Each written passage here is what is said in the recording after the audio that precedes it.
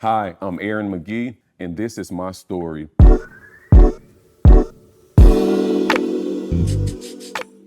I was born to teenage parents, Melissa and Tyrone Perkins. I'm originally from Jackson, Mississippi. I've been in Nashville since I was 10 years old. And for so long, my identity was rooted in the identity of my parents, my family. I come from a big family in Mississippi, two big country families. My dad is the youngest of 12. My mother is the second oldest of 8. So family is essential. And for far too long, in my opinion, I've walked in sonship. As a matter of fact, I'm still the son of Tyrone and Melissa. But most recently, my father even said something. I was terminated from a corporate role at one point, and my father reminded me that, son, at some point, you have to go from boyhood to manhood. My father telling me that was a paradigm shift. It literally crashed my glass ceiling that I had in my mind about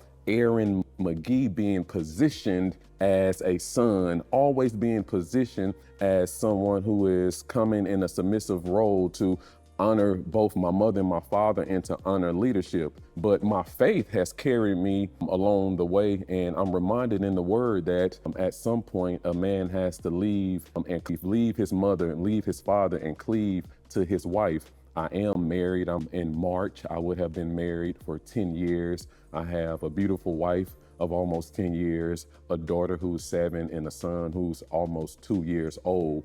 And even with the wife, even being a homeowner, even being an executive, a former CEO, and all the likes, all the things that I've done in my career, I found that I have been walking in sonship when I personally believe that the Lord, according to my faith, has called me to walk in a higher height of manhood. My life is no different than yours. It's been filled with trauma and drama, and we would need a whole another series for me to tell you about the things that I've witnessed as a man that has shaped my identity.